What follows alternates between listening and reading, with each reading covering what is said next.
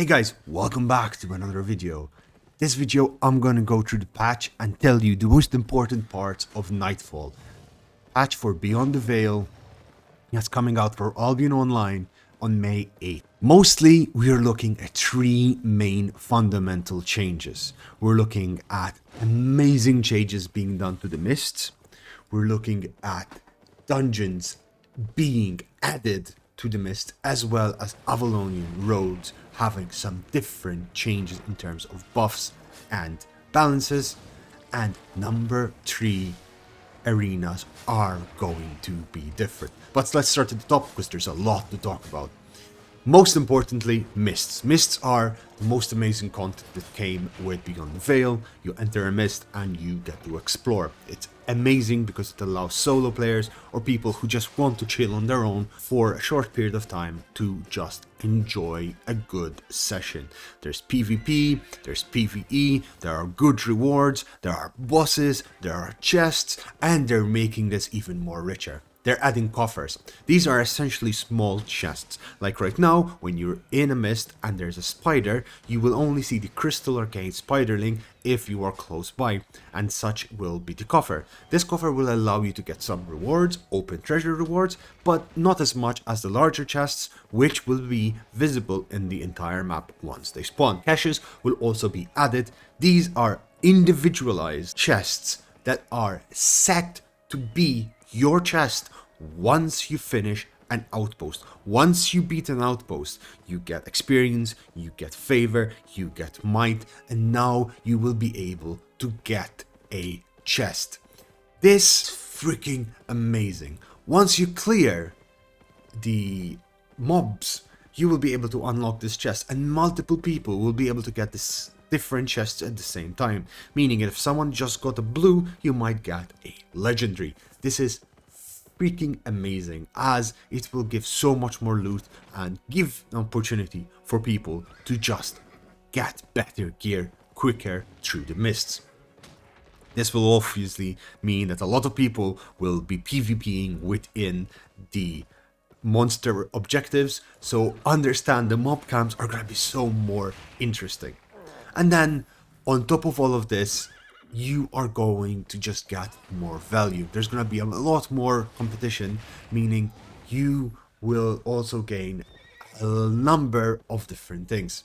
Weakened wisps have been found to be a bit too strong, meaning now their might and favor have been reduced by 40%. They were giving a bit too much. And small treasures that spawn so much are going to have a little bit of a reduction due to the addition of the new things to balance things out. Additionally, there will be no longer any treasure drones spawning in the mists, and favor no longer being awarded from mob camps, so do keep this in mind. You're going to get more loot, but they are reducing some other things. The value in the mist is going to stay there, it's just been redistributed. This I like a lot. Now, number 2, Knightfall Abbey. This is a dungeon that can be found in the mist. It is a stronghold of Arthurian forces, and now it's completely covered by undead. This dungeon is a new environment that will exist. It has new mechanics, and I love this. As a person who loves dungeons, the fact they're introducing new randomizations, I love it. You can clear as many rooms as you can because this is an instanced area. Mists will have expired, and every time you clear the dungeon, you will get buffs. Each room will give you either wealth or a buff to aid you facing your enemies. The dungeons will all be within the mists, so you have a very limited amount of time to gather the wealth, defeat your enemies. Treasures and coffers will also spawn inside the dungeon, allowing for higher risk opportunities as you work your way through. Exits will be available throughout the dungeon, so you can attempt to find treasure, escape if you are engaged by another player. This means it's going to be very similar to corrupted dungeons, but it is all set in the mists and in the black zone with a little bit more survivability, so keep that in mind. If you do leave through the exit, you'll find yourself back in the mists that you were, ready to resume your exploration. These dungeons are not set by rarities, possibly they will add that later on, but they have the same distribution as the mist you are in, meaning that if you are in a high tier mist, you will get higher tier gear, and as more players are allowed in, more loot will be spread, meaning that in solo players, if there are 10 people, everything will level up to tier 8. Essentially speaking, this is gonna be pretty damn awesome. Now, what do we get from all of this? We are going to be getting a number of amazing items. This to use in the city of Brishelen with the trader Aurelia Wayfarer that will sell us things based on the standing we have with the city. Using favor and the standing, you'll be able to get these resources. Fairy Fire, which essentially is a new resource similar to Faction Hearts, and they allow you to get capes. Avalonian capes and Avalonian crests will be given as well, and this means the ability of the Avalonian cape is going to give you an ability to I have said ability too many times, collect energy at your core and unleash it through 0.5 seconds, dealing magical damage to enemies in a radius of 6 meters. It's pretty damn good. Also, it reduces the damage of enemies by 15% for 4 seconds. This is really good for tanks, as you would pull everyone to you and then you nerf everyone down. Pretty damn good. You'll also be able to get Brishelen capes, this using the Fairy and Brishelen crests, and they give you a Fey barrier, which just gives you a shield that absorbs a lot of damages before your resistances, as well as removes any debuffs and grants immunity to debuffs, allowing you to essentially run. Then cool new thing is you will get the opportunity to get owl mounts. Those mystic owls we see in the mist. There's going to be a tier 5 and a tier 8 version, and that is pretty damn cool. The tier 8 version will get glide. Glide is essentially makes you invulnerable as you fly away from danger. Then there are a bunch of cosmetics. Now the roads of Avalon are also going to change, meaning fame, camps, and everything is going to change. Initially, we're going to have more camps spawning. We're going to have more fame given to the camp bosses. More camps will spawn that in raid regions will always be tier 8. Camps in other regions are always going to be tier 6, so no longer those tier 4 bullcrap.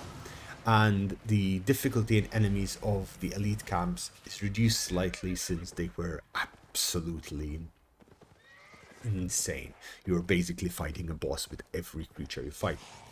You are also now able to get a headquarters in the roads without a booster, allowing you to get HQs pretty damn fast. If you do not use a booster, however, no energy is applied and your HQ will not be vulnerable during the building phase. So keep that in mind.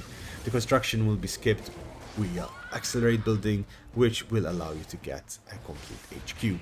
Supporting the acceleration of headquarters can now be performed by guild members, meaning people can be building at the same time. Changes. One which I love that's happening on the road, it will cost 50% less silver to go back from the roads of Avalon to Brishelen, meaning they want us to start moving to that city. They want us to start structuring ourselves in that city. Reinforcing the links between the roads of Avalon, the new cape, and the enemies is also good, because now they're doing away with Avalonian energy being dropped by mobs there. There's going to be a lot of more roads, which will allow you to roam, and if ganking is going to be a bit harder, and that's great. The gankers can be an absolute nightmare at peak hours, and there's going to be a much higher increase in mob density, meaning there's going to be more enemies encountered, which could potentially mean this will be a viable source of fame farming. To increase the importance of raid regions, the majority of power cores have been migrated to these areas to make sure guilds compete in these areas, and it's always connected to hideout regions, and you don't have to jump through 3 or 4 portals to get to your hideout. Now, other things are cosmetic changes. They added a minor thing which could be quite big. They added a travel mode, which simply gives you the map that you're on by overlaying a transparent version of the local region on your character, allowing you to see what you're seeing. And you can use this by using Shift N, allowing you to essentially get the minimap in the center of your screen. Other stuff, you have the new logos being added, Swift Claws being fixed, Direboars having essentially a bit of a nerf, and well, overall adjustment. And then just a number of small little things that are happening. Daggers got nerfed. Ooh, wee, amazing, great, fantastic.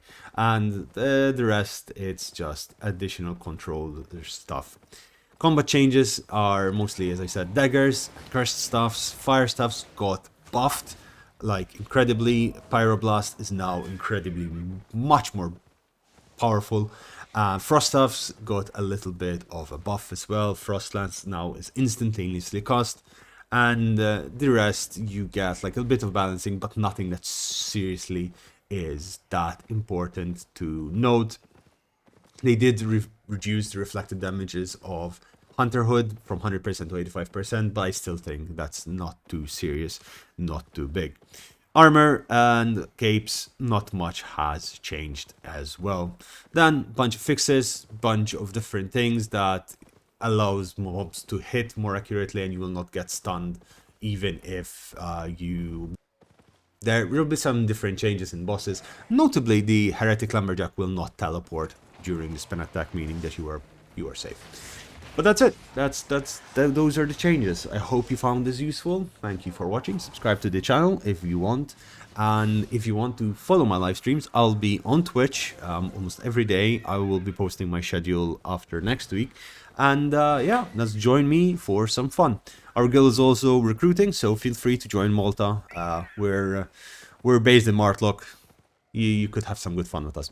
Thanks for watching, guys, and goodbye.